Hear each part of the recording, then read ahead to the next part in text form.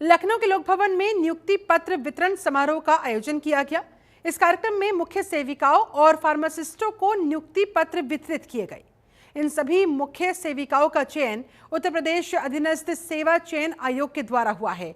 इस दौरान मुख्यमंत्री योगी आदित्यनाथ ने विपक्ष पर निशाना साधते हुए कहा कि देश और प्रदेश के युवाओं के सपनों को मंच देना सरकार का काम होता है, लेकिन युवाओं से जाति धर्म के आधार पर भेदभाव किया जाता रहा तो क्षति अगर ऐसा होता है तो सिर्फ युवाओं की नहीं बल्कि पूरे राष्ट्र की होती है। देखिए हमारे इसी पर यह खास रिपोर्ट। नियुक्ति पत्र वितरण समारोह। 13 फार्मासिस्टों को मिला नियुक्ति पत्र। 20 साल तक होता रहा बंदरबाट, अब युवाओं को मिलेगा उनका हक। उत्तर प्रदेश में जब से योगी आदित्यनाथ मुख्यमंत्री बने हैं, उत्तर प्रदेश की सुरक्षा में भारी बदलाव आया। अब लोग रात के अंधेरे में भी झपटमारी की घटनाओं से बिना डरे घूम फिर सकते हैं। 2017 में सत्ता में आने से पहले उत्तर प्रदेश की पहचान एक बीमारू राज्य के तौर पर होती थी। पिछले 8 वर्षों में सरकार ने प्रदेश की छवि को पूरी तरह से बदल कर रख दिया। आज यूपी की पहचान देश के ग्रोथ इंजन के तौर पर होती है। आज के समय में युवाओं को रोजगार यहां मिल रहा है। इसी के चलते लखनऊ के लोक भवन सभागार में नवचयनित 2425 मुख्य सेविकाओं और 13 फार्मासिस्टों का नियुक्ति पत्र वितरण समारोह हुआ, जहां सीएम योगी आदित्यनाथ ने नियुक्ति पत्र वितरित किए। और इस दौरान सीएम योगी कहते नजर आए कि देश और प्रदेश के युवाओं के सपनों को मंच देना हर सरकार का काम होता है, लेकिन अगर युवाओं से जाति धर्म के आधार पर भेदभाव किया जाता है तो क्षति सिर्फ युवाओं को ही नहीं बल्कि पूरे राष्ट्र को होती है। मुझे बेहद खुशी है कि माननीय मुख्यमंत्री जी के हाथों से मुझे नियुक्ति पत्र मिला है। मेरी इस जर्नी में मेरे माँ और मेरे भाइयों का बहुत योगदान है। मैंने अभी अपनी हाल ही में पिताजी को खोया हुआ है, तो मेरे लिए ये जर्नी सामाजिक तौर पर बहुत कठिनाईपूर्ण रही हुई है, क्योंकि मेरी माँ ने ही मेरा हर कदम पर साथ दिया और मेरे भाइयों ने ही मेरा पढ़ाई के लिए हर तरीके से सपोर्ट किया हुआ है। और इस भर्ती के विषय में यही कहना चाहूँगी कि मैंने इस भर्ती में पढ़ाई के अतिरिक्त कोई कार्य नहीं किया है। सिर्फ पढ़ाई ही की है, कोई अतिरिक्त कार्य नहीं देखा, नहीं किया हुआ है। ये भर्ती बेहद ही पारदर्शी है और निष्पक्ष तरीके से कराई गई है। उसके लिए मैं मतलब सरकार या माननीय मुख्यमंत्री जी और आयोग को धन्यवाद देना चाहूँगी, जिसमें मेरा नियुक्ति हुआ और मैं बहुत खुश हूँ इसके लिए। इस पल के लिए मेरा परिवार बहुत खुश है। मैं एक मीडियम मतलब गरीब परिवार से आती हूँ और बहुत ही मतलब रेयर क्षेत्र से आती हूँ। सीएम योगी का विपक्ष पर निशाना। बेईमान राजनीतिक दलों ने यूपी को बनाया था बीमारू राज्य।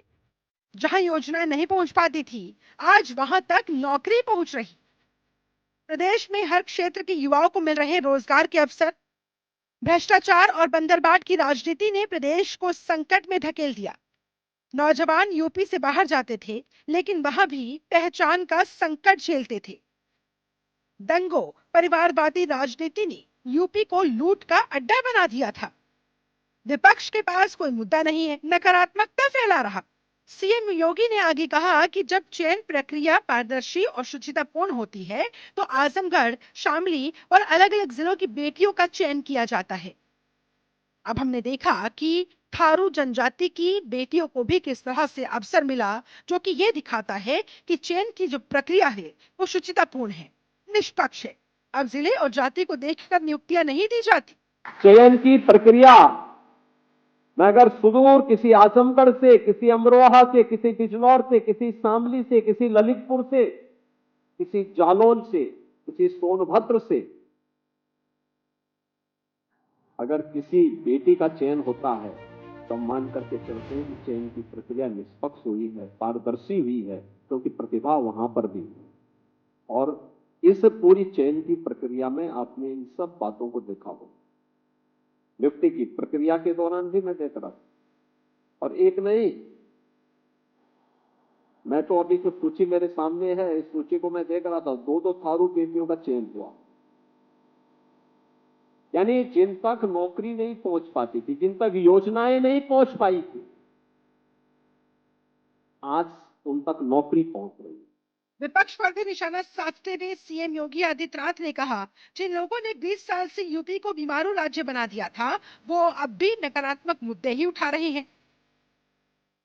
हम जर्जर विद्यालय को ठीक करने का, उन्हें रिपेयर करने का काम कर रहे हैं।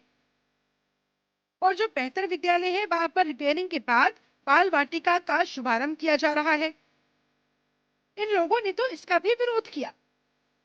मौका था बाल विकास पुष्टाहार में 2425 मुख्य सेविकाओं के नियुक्ति पत्र वितरण कार्यक्रम का। इस कार्यक्रम में मुख्यमंत्री योगी आदित्यनाथ ने मिशन रोजगार को लेकर अब तक जो भी उत्तर प्रदेश सरकार की ओर से कार्य किया गया है उसका उन्होंने जिक्र किया है। उन्होंने रोजगार को लेकर निष्पक्ष तरीके से कैसे चयन किया गया उसका उदाहरण दिया। उन्होंने कहा कि लखीमपुर खीरी से थारू जनजाति से 2-2 बेटियों का चयन हुआ है। इसका मतलब है कि निष्पक्ष और पारदर्शी तरीके से चयन प्रक्रिया हो रही है। मुख्यमंत्री योगी आदित्यनाथ ने विपक्ष को भी आड़े हाथों लिया है। कहा है कि वर्ष 2017 के पहले उत्तर प्रदेश में रोजगार की संभावनाएं खत्म हो चुकी थी। युवा की क्षति राष्ट्रीय क्षति मानी जाती है और यही वजह है कि वर्ष 2017 के बाद मिशन रोजगार को शुरू किया गया और बड़ी संख्या में युवाओं को रोजगार से जोड़ा जा रहा है। सीएम योगी आदित्यनाथ ने कहा कि आंगनबाड़ी में मुख्य सेविकाओं की जिम्मेदारी माई यशोदा की तरह है। जिस तरह से माई यशोदा ने बच्चों का पालन पोषण किया, वैसे ही आपकी भी जिम्मेदारी है कि आंगनबाड़ी केंद्रों की देखरेख करें। याद रखें कि जब भी भगवान श्री कृष्ण का नाम आता है तो मां यशोदा का नाम भी आ जाता है। बता दें, मुख्यमंत्री योगी आदित्यनाथ की दूरदर्शी सोच और जनहितैषी नीतियों ने उत्तर प्रदेश को एक नई दिशा दी है। योगी सरकार महिलाओं और युवाओं को सशक्त कर एक समृद्ध और स्वस्थ समाज की नींव रख रही है। ब्यूरो रिपोर्ट, जनतंत्र टीवी।